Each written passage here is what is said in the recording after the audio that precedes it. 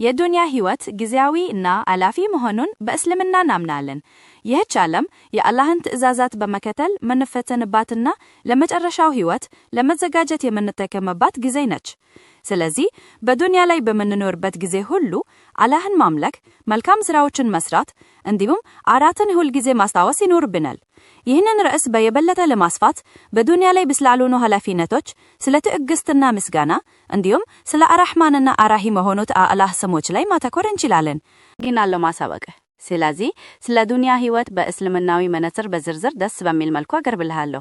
ዱንያ የመጨረሻው ዓላማ ለመሆኗን ይልቁንም ለዘላለማዊው ህይወት መዘጋጃ ስፍራ መሆኗን እንረዳለን። በዚህች ዓለም ላይ የምናገኛቸው ነገሮች ሁሉ የአላህ ስጦታዎች ናቸው። እናም በትክክል ልንጠቀምባቸው ይገባል።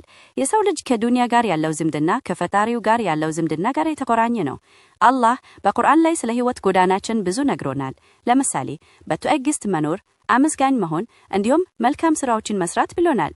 ይህንን ርዕስ በዝርዝር ለማስፋት በዱንያ ላይ ስላለው ፈተና፣ ስኬትና ውድቀት እንዲሁም ስለ አኼራ ዝግጅት እናወራለን።